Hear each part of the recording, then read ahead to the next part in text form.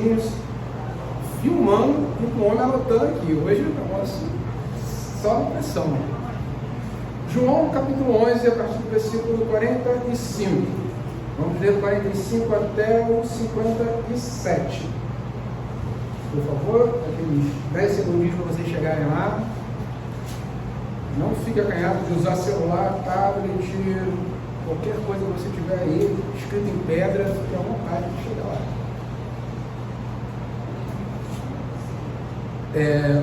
João 11, a partir do versículo 45. Salvo engano, o pastor chegou a esse versículo na semana passada, mas para a gente entender o contexto, a gente tem que pegar a partir daqui. Ok? Chegamos lá? Acompanhe, por favor. Muitos, pois, dentre os judeus que tinham vindo visitar Maria, vendo o que fizera Jesus, creram nele. Outros, porém, foram ter com os fariseus e lhes contaram dos feitos que Jesus realizara. Então, os principais sacerdotes e os fariseus convocaram o sinédrio e disseram: que estamos fazendo, uma vez que esse homem opera muitos sinais? Se o deixarmos assim, todos crerão nele. Depois virão os romanos e tomarão não só o nosso lugar, mas a própria nação. Caifás, porém, um dentre deles, sumo sacerdote naquele ano, advertiu-os, dizendo: vós nada sabeis, não considereis que vos convém que morra um só homem pelo povo, e que não venha a perecer toda a nação?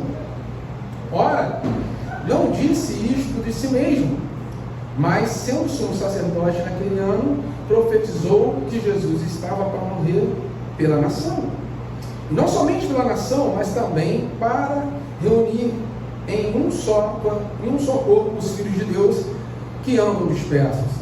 Desde aquele dia, resolveram matá-lo. De sorte que Jesus já não andava publicamente entre os judeus, mas retirou-se para uma região vizinha ao deserto, para uma cidade chamada Efraim, e ali permaneceu com os discípulos. Estava próxima a Páscoa dos judeus, e muitos daquela região subiram para Jerusalém antes da Páscoa para se purificarem. Lá procuraram Jesus, e estando eles no templo, diziam uns aos outros: que vos parece? Não virá ele a festa? Ora, os principais sacerdotes e os fariseus tinham dado ordem para, se alguém soubesse onde ele estava, denunciá-lo, a fim de o prendê-lo. Feche os seus olhos, por gentileza. Senhor Deus e Pai, mais uma vez estamos aqui diante da sua palavra. Sim. Quem somos nós, Senhor, diante de tão santa palavra? Só te pedimos, Senhor, fala no nosso coração, na nossa mente, em nome de Jesus. Senhor, que eu possa ser somente um canal para o teu fluir, no nome do Senhor Jesus. Amém. Amém. Podem sentar. Eu vou pedir a gentileza, Nilson, aquele copo d'água abençoado, o profeta, que está nervoso, está tremendo, porque a planilha está aqui na mão do pastor, só anotando. Errou aqui, errou ali. Brincadeiras.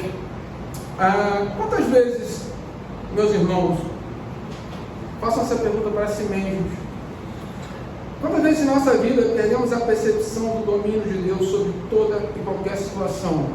Quantas vezes na nossa vida duvidamos em algum momento que o Senhor possa ter controle sobre toda e qualquer situação?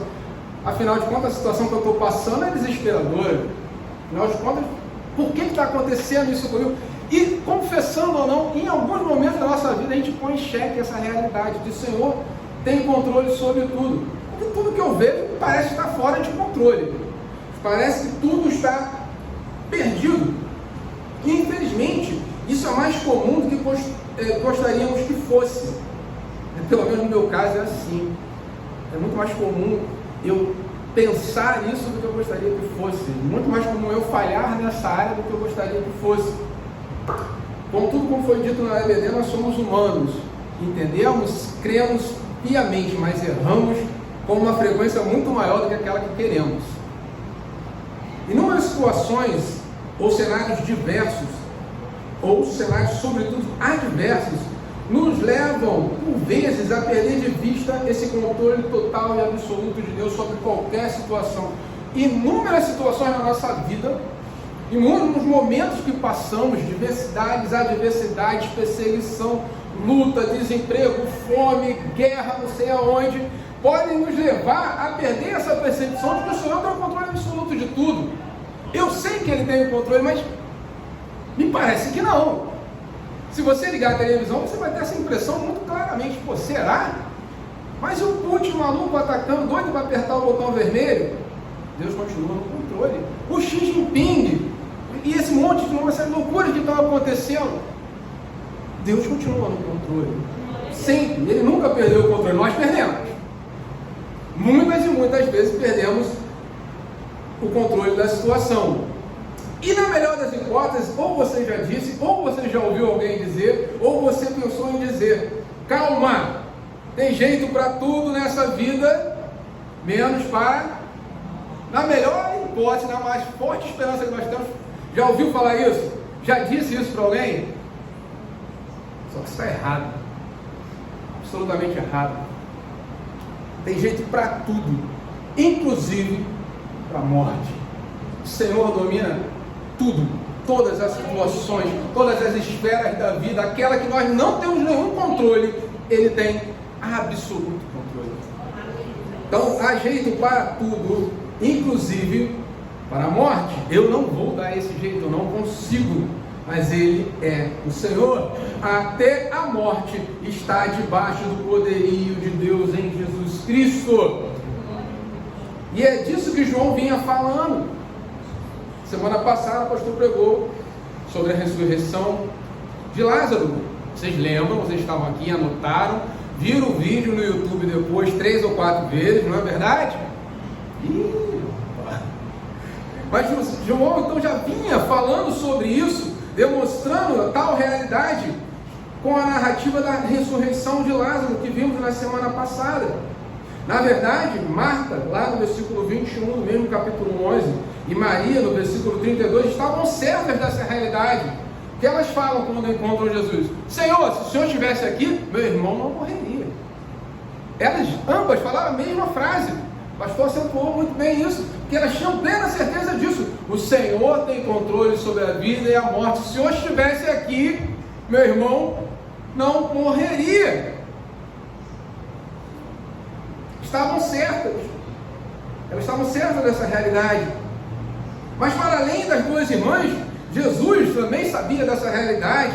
E ele vai dizer então, no versículo 25 e 26 do capítulo 11 que nós lemos, vamos lá rapidinho, o que ele está dizendo? Versículo 25 e 26 do capítulo 11.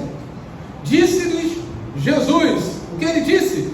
Eu sou a ressurreição, eu sou a vida, quem crê em mim, ainda que morra, viverá, e todo que vive e crê em mim não morrerá eternamente. Creis nisto? E eu faço aqui a pergunta para vocês: vocês creem nisso? Nós cremos verdadeiramente nisso? Olha, se o Senhor, Ele é o Senhor da vida, não, Ele é a própria vida, Ele é a ressurreição, Ele é a vida, Ele tem todo o domínio sobre qualquer situação, mesmo a mais desesperadora para todos os homens desse mundo, inclusive para mim e para você. Se Ele é isso, se você está dizendo que crê nisso, que direito nós temos então de duvidar diante de qualquer adversidade da nossa vida, de qualquer situação que possa aparecer, de qualquer adversidade, pequeno desemprego, doença, guerra, rumor de guerra. A gente escuta isso há tanto tempo, gente. A doença sempre fez parte da nossa vida, desemprego sempre foi uma possibilidade, guerra então acontece toda hora, morte acontece toda hora, mas Ele é o Senhor, Ele não perde o controle em momento nenhum. Ele, todas as situações que podem acontecer na tua vida, na minha, na vida desse mundo, estão sob o controle de Deus em seus mínimos aspectos, mesmo que eu não saiba, que você não saiba, que os poderosos dessa terra não saibam, eles não sabem. Tudo está sob o absoluto controle de Deus. Tanto a morte quanto a ressurreição de Lázaro estavam dentro do estrito e coordenado plano de Deus. Nada aconteceu ali de surpresa. Se nem essa situação aconteceu de surpresa para Jesus, você acha que aquilo que você está passando fugiu 1 milímetro dos planos de Deus para a sua vida? Você acha mesmo que ele perdeu por 1 milésimo de segundo o controle sobre a sua vida? Não, tudo, absolutamente tudo está sob o controle de Deus. Ah, mas aquela pessoa que me persegue, ela está sob o controle de Deus. Ah, mas aquela situação adversa, aquele meu filho, aquela minha filha, aquele meu marido, aquela minha esposa, tudo, absolutamente tudo está sob o controle de Deus. Absolutamente nenhuma situação ou atividade da vida de quem quer que seja pode fugir dessa regra do controle absoluto de Deus. Tudo está sob o seu domínio, tudo está sob o seu controle. E é isso que a gente vai observar na narrativa, primeiro da ressurreição de Lázaro, e nessa continuação que estamos aqui agora. João continua então na narrativa, e aí entramos no versículo 45 e 46, que lemos tanto na semana passada quanto agora.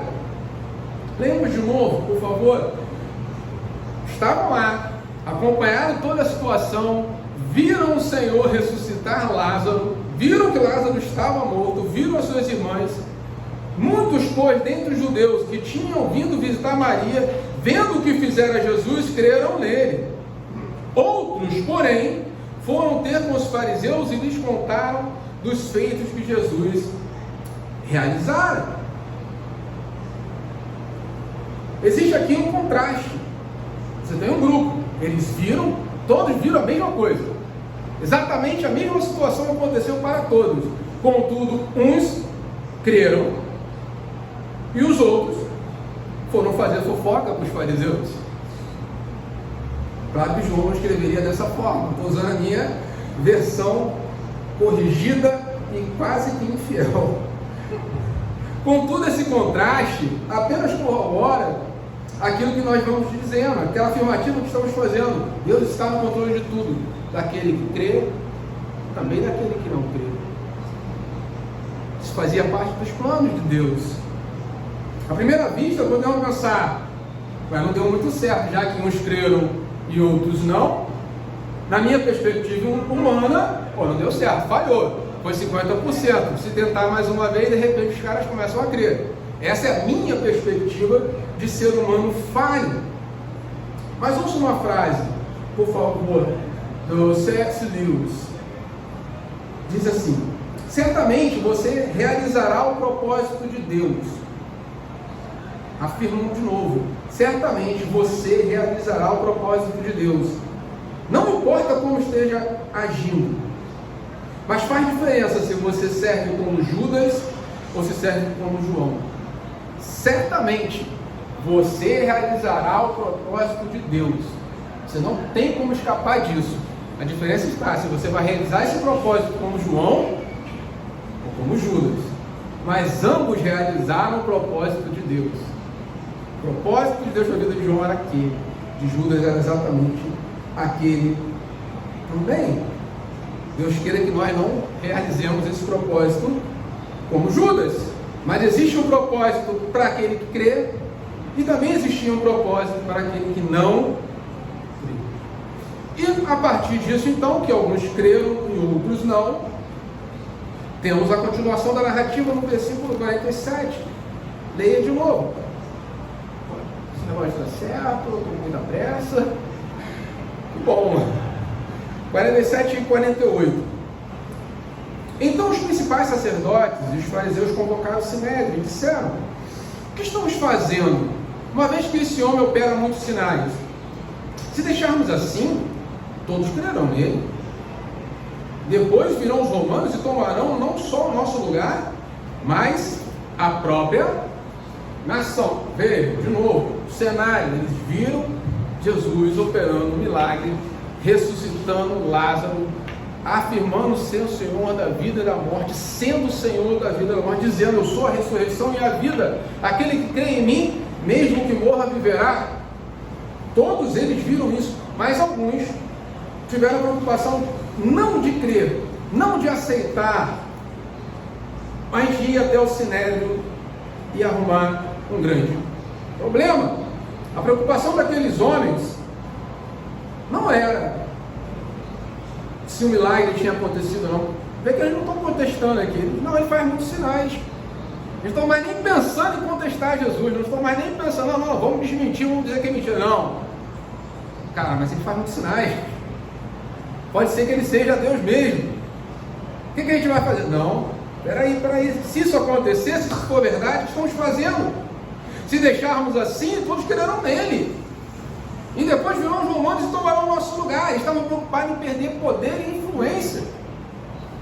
Se aquele cara for Cristo mesmo, em vez de eu dar glória a Deus, não, eu vou perder meu poder, eu vou perder minha influência, eu não vou mais ter domínio, e ainda vão vir os romanos e vão tomar o meu lugar. Peraí, isso é um problema muito sério. Então o problema deles aqui era a perda de poder, perda de influência. Em momento algum nesse texto eles falam, não, vamos contestar esse milagre porque é falso. Não, eles viram, eles sabem que é verdade. E continua, e aqui é a parte que eu acho mais interessante, versículo 49. Caifás, porém, um dentre eles, sumo sacerdote naquele ano, advertiu dizendo, vós nada sabeis, nem considereis que vos convém que morra um só homem pelo povo, e que não venha a perecer toda a nação? Interessante que a fala de Caifás. Peraí, vocês estão reclamando, estão falando, olha só, é providencial para nós que esse cara morra, porque aí nós vamos parecer bem aos romanos. Ó, esse cara está arrumando problema, eu vou passar ele para vocês. Deixa a gente quietinho que a gente resolve o nosso problema, não precisa invadir. Lembrando o contexto histórico que estão vivendo. Estão vivendo sob jugo romano, não é uma nação livre. Roma domina aquele lugar e dá um pouquinho de poder para os fariseus. Eles estão com medo de perder aquele poder. Peraí, isso vai cair bem para mim.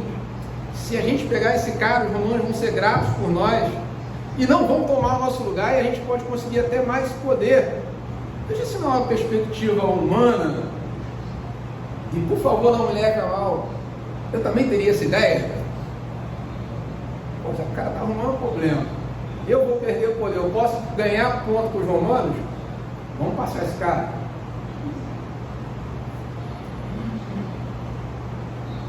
Não me leve a mal, humanamente eu teria essa ideia também.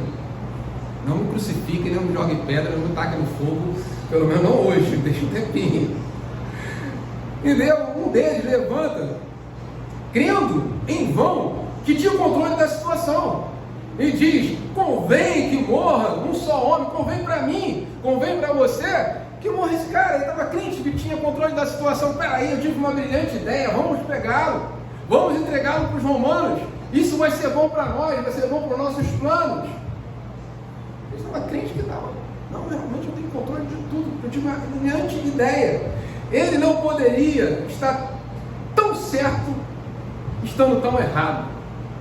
Na verdade, ele estava certo, embora ele estivesse errado.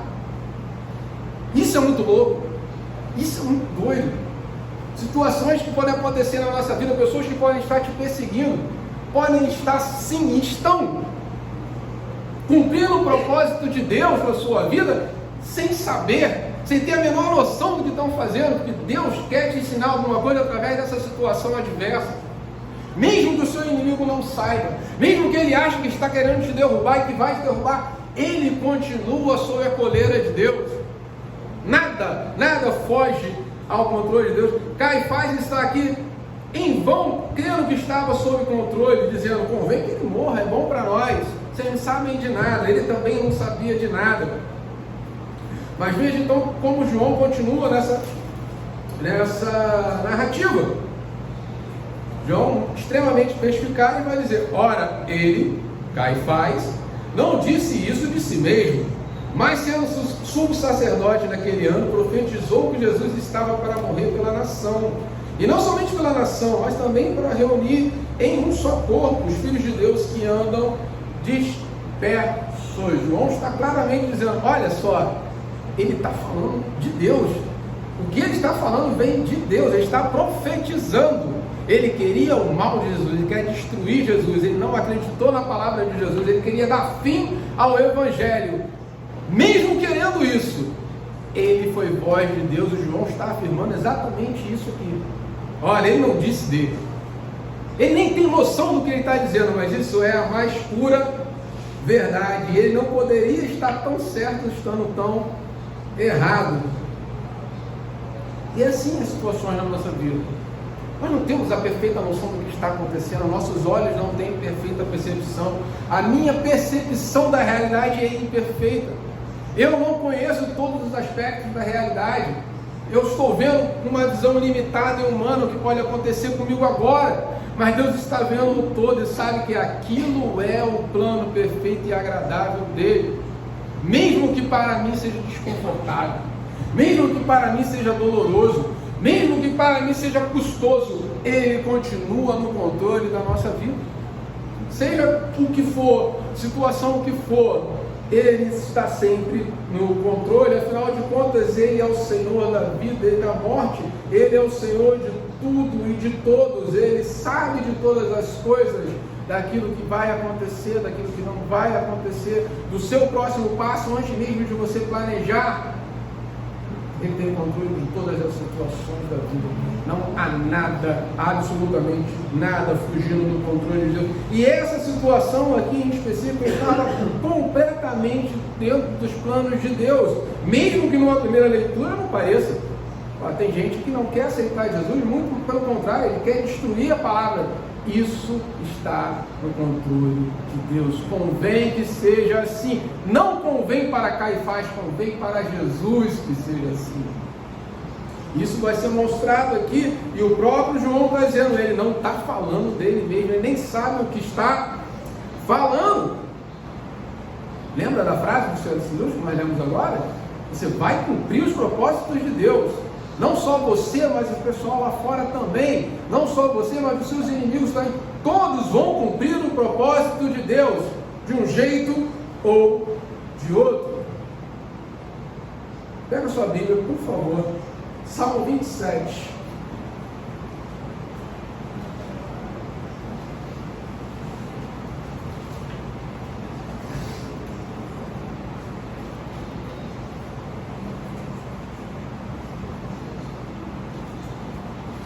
O Senhor é a minha luz e a minha salvação, de quem terei medo? Olha, se Ele é o Senhor, se Ele é a minha luz e a minha salvação, de quem eu terei medo? O Senhor é a fortaleza da minha vida, a quem eu temerei? Você pode colocar aí, depois dessas duas perguntas, a resposta: ninguém, absolutamente ninguém. Mas atenção ao versículo 2: quando malfeitores me sobrevêm para me destruir, meus opressores e inimigos, o que acontece? São eles que tropeçam e caem, podem armar laço, podem armar armadilhas, podem fazer os planos mais mirabolantes e brilhantes. Quando os malfeitores me vierem tentar me destruir, eles que tropeçam e caem. E de onde Caifás tirou a ideia de que ele tinha o controle das coisas, ia armar uma cilada para Jesus e ia sair vencedor disso? Não! O Senhor tem o controle completo e absoluto de qualquer situação. Mais ainda, voltamos para João, estávamos no capítulo 11, volta um pouquinho, capítulo 10, versículo 11. O que Jesus está dizendo? No capítulo 10, versículo 11: eu sou o bom pastor, e o bom pastor dá a vida pelas ovelhas. Caifás, você não descobriu a pólvora, ele já tinha falado: eu dou a vida pelas minhas ovelhas. Ele já vinha falando: eu vou morrer, eu vou me entregar, eu tenho o controle, o Senhor tem o controle. Caifás todo cheio: não, tive uma brilhante ideia, vamos matar Jesus. Jesus já tinha dito isso há um tempão. Caifás, deixa de ser bobo, cara. Para de achar que você tem o controle de tudo. Você não tem controle de nada. Nós não temos o controle de nada. O Senhor tem o controle de tudo, sobre a vida, sobre a morte, de tudo que vai acontecer, daquilo que não vai acontecer. Ele é sempre o Senhor. Jesus já havia dito o que Caifás estava planejando, e planejou, e nada foge ao controle de Deus, mesmo as situações mais extremas, como planos de assassinato, nada está fora dos planos de Deus. Mesmo as situações mais extremas, como um plano de assassinato, licença, por favor, mesmo a morte, nada, absolutamente nada está fora dos planos de Deus. Então, quando acontecer alguma coisa, e acontecem muitas coisas, e você tiver a percepção de tudo fugiu do seu controle, lamento informar, tudo fugiu do seu controle. Mas eu lamento informar mais ainda, você nunca teve o controle de nada. E o nosso problema é que nós achamos que temos um pouquinho de controle. Pior que isso, nós queremos ter o controle. Nós queremos dominar todas as situações, nós queremos saber tudo. E quando nós percebemos que não temos o controle de nada, é aí que nos vem o desespero, aí que nos vem a tristeza, aí que pecamos e falamos, será que o Senhor não está olhando para mim? Tão coitadinho que somos, né? Será que o Senhor esqueceu de mim? Mas nós nunca tivemos o controle de nada, de absolutamente nada. Alguém aqui é biólogo? Alguém aqui já olhou no microscópio? Já viu o tamanho de um vírus? Precisou um vírusinho e uma propaganda muito sem vergonha para todo mundo ficar apavorado. Perdemos o controle de tudo. Ninguém saía de casa. Quem somos nós para achar que temos controle de alguma coisa? Quem somos nós para acreditar que somos senhores da nossa vida? Quem somos nós para fazermos os planos mais mirabolantes e brilhantes quando um vírus, você não vê, fez um estrago que você viu? E Caifás, coitado, estava achando que ele tinha o controle, mas Jesus já tinha dito exatamente o que ele falou. Não, eu sou o bom pastor, e o bom pastor dá a vida para as suas ovelhas. Esse não é o problema. Se é para morrer, eu morro. E Jesus veio exatamente para morrer. Então as situações mais extremas, até plano de morte, nada está fora do controle de Deus. Mesmo esses planos dos adversários, nada, absolutamente nada, escapa do seu controle, ainda que haja perseguição sobre a sua vida, pessoas querendo te destruir, nada foge ao controle de Deus. Você passou naquele concurso que você estava estudando? Amém, glória a Deus, era a vontade de Deus para a sua vida. Não passou? Amém, glória a Deus, Ele sabe que se você passar, você some da igreja. Aquela porta se abriu para você, glória a Deus. Não se abriu, Ele sabe que se você ganhar mais, dá ruim. E essa é mais ou menos a situação que eu estou passando. Já viu aquele desenho animado que você abre, o cara abre uma porta, tem outra porta, abre outra porta, nunca consegue abrir? Eu estou nessa. Se eu não tivesse essa mulher abençoada e brava que eu tenho em casa, me dá uns tapas na cara e fala, para de palhaçada, Deus está no controle, eu já tinha arrumado algum problema. A cura veio, glória a Deus. A cura não veio, glória a Deus. Tem gente que nunca vai ser curada. Paulo não foi, porque você seria. Mas tem gente que vai ser curada. Tudo, absolutamente tudo está sob o controle de Deus. O problema é que a gente quer que as coisas boas estejam sob o controle. Não, se é ruim não é de Deus. Se eu estou desconfortável não é de Deus. Se eu estou me sentindo mal não é de Deus. Não, tem hora que você tem que estar absolutamente desconfortável para entender a vontade de Deus. O próprio Lewis fala que o sofrimento é o megafone de Deus para você. E quando a coisa está boa, você não escuta os sussurros de Deus.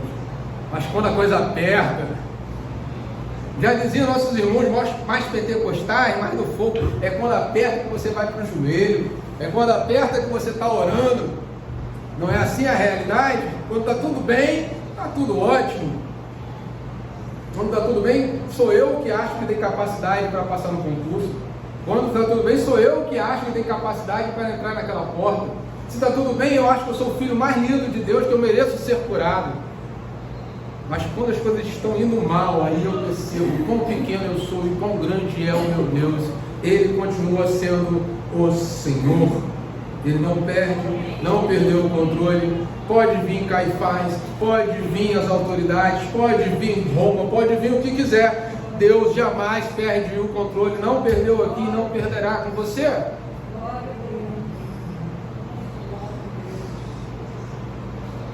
Mas João vai continuar então a sua narrativa. No versículo 53 até o 57. Desde aquele dia resolveram matá-lo. De sorte que Jesus não andava publicamente entre os judeus, mas retirou-se para uma região vizinha ao deserto, para a cidade chamada Efraim, e ali permaneceu com os discípulos. Estava próxima a Páscoa dos judeus, e muitos daquela região subiram para Jerusalém antes da Páscoa para purificar. Lá procuravam Jesus, e estando eles no templo, diziam uns para os outros: o que vos parece? Ele não virá para a festa? Ora, os principais sacerdotes e os fariseus tinham dado ordem para se alguém soubesse onde ele estava, denunciá-lo a fim de prendê-lo. Mas essa não era a hora. Não era a hora. Jesus seria entregue no momento que ele se entregasse. Ninguém pegou Jesus de surpresa. Ele se entregou, ele tinha o controle. Mas veja, a hora não era aquela marcada, mas estava certamente chegando. E João dá a dica aqui. A gente pode dizer que tem um spoilerzinho do que vai acontecer, porque estava chegando o quê? O que ele vai dizer? Versículo 55, estava próxima a Páscoa, festa em memória da libertação do povo, onde o principal símbolo era o sacrifício, ou seja, a morte de um cordeiro sem defeito. E o cordeiro estava lá. João vai dizer: calma, não é a hora, eles estão procurando, mas eles não vão achar. Mas está chegando a Páscoa, a festa do sacrifício, a festa da morte do cordeiro. Jesus havia falado que o bom pastor dá a vida pelas suas ovelhas. Ele já vinha dizendo isso. De certa forma, Lázaro é um espelho, é um tipo de Jesus que morre e é ressuscitado e sai do ventre da terra. Então agora João está dando esse spoiler: ó, vai chegar a Páscoa. Calma, não é essa hora, mas a Páscoa está chegando. Estava chegando então essa festa, que o memorial era a morte do cordeiro. Jesus não seria pego de surpresa, nem vencido pela morte. Ele é a ressurreição e a vida. Todo o poder reside nele. Dele é o plano perfeito. Nele está o tempo perfeito. Não era aquela hora. Os fariseus podem fazer o plano que quiser. Caifás pode se achar o quanto quiser. Era o tempo de Deus. O tempo que Jesus decidiu se entregar. E ele escolheu se entregar na Páscoa. Não agora, não era a hora dele, mas ele escolheu se entregar. A morte faz parte do plano. Infelizmente para nós, cristãos do Ocidente, em algum momento da nossa vida esquecemos que a morte faz parte dos planos. Nós temos pavor desesperado da morte. Nós temos medo da morte. E a pandemia, desculpem que levou muito a sério, foi a prova disso. Nós temos pavor da morte. Só que a morte sempre esteve na nossa porta. Nós que fingimos que não vemos. E a morte pode sim fazer parte dos planos de Deus. Mesmo que eu não goste, mesmo que eu não queira. Eu nunca estou dizendo para você sair pulando na ponta de espada. Mas a morte faz parte dos planos de Deus. Ora, se estamos aqui pregando, se conhecemos a palavra, porque homens e mulheres antes de nós não tiveram medo da morte, encararam a morte de frente, entendendo que o Senhor é o Senhor da vida e da morte. Se for para morrer, morramos. Mas como já dizia os pais da igreja, o sangue dos mártires é a semente da igreja. A morte faz parte, mas Ele tem o controle sobre a vida e sobre a morte. Eu sou a ressurreição e a vida. Aquele que crê em mim, ainda que morra, viverá. Não nos é dado o direito de temer a morte. Não nos é dado o direito de temer qualquer coisa que seja. O Senhor é minha luz e a minha salvação. A quem temerei? Temerei o homem? Temerei o mal? Temerei doença? Temerei a morte? Não! Ele é o meu escudo, Ele é a minha fortaleza. De quem eu terei medo? Não temos direito de ter medo. Porém, como foi muito bem lembrado, somos todos seres humanos e temos o danado do medo. Alguns mais, outros menos.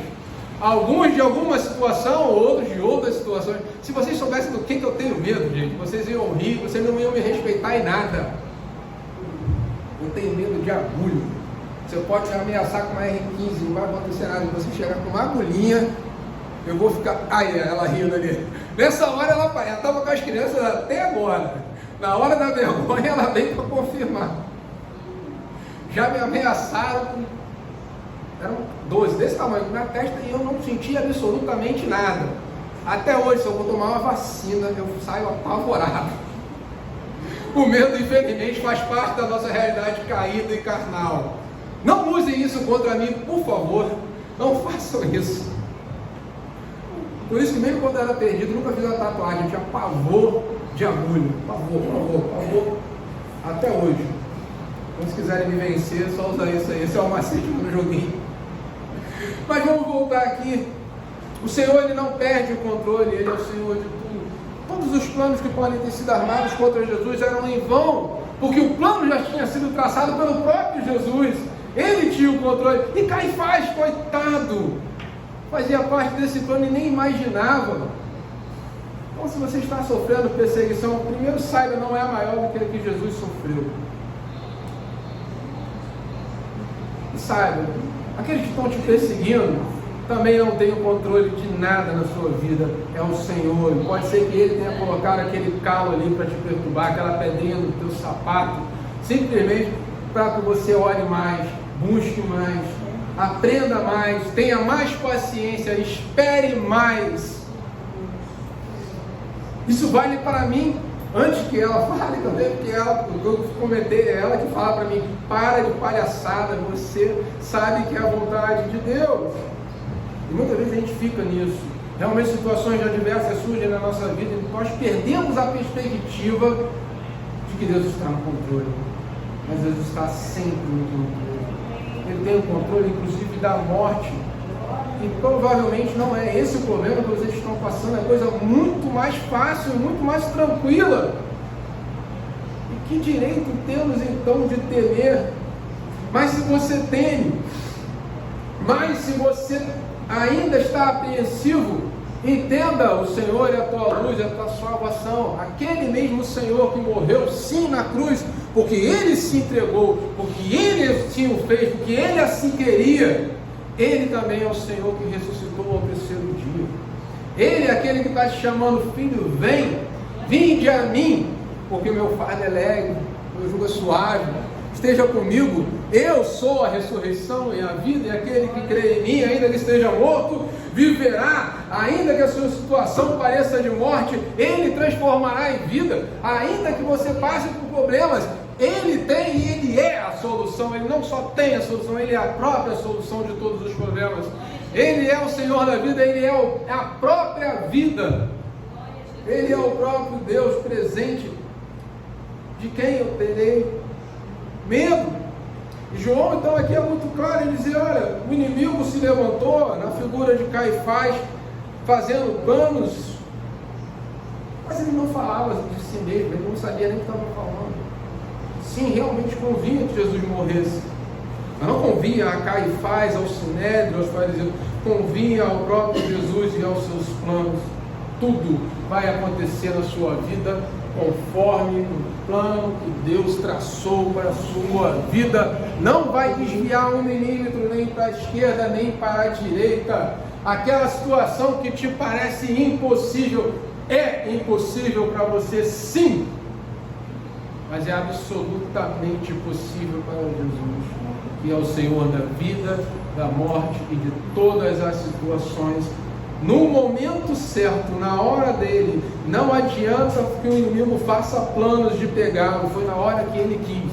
E aí eu não vou dar spoiler das próximas pregações para a gente não tirar a surpresa, mas é exatamente do jeito que Jesus planejou fazer. Não é no meu tempo, não é do meu jeito, não é o que eu acho melhor, não é o que eu penso, é o que Jesus decide, quer e faz. Esse é o plano perfeito para a sua vida. E se ele tiver que destruir os seus planos, ele fará. Mas creia, é o plano perfeito de Deus para a sua vida, aquilo que vai acontecer. Está doendo, está doendo. Está difícil, eu estou chorando, chore mais. Mas entenda, é o plano perfeito de Deus na sua vida que não pode ser frustrado. Não porque você é lindo, fofinho, bonitinho, querido, porque Jesus é o Senhor da sua vida, Ele é fiel, Ele tem o controle, Ele é a ressurreição e a vida, e nada vai escapar dos seus planos, nunca, nunca, nunca e nunca.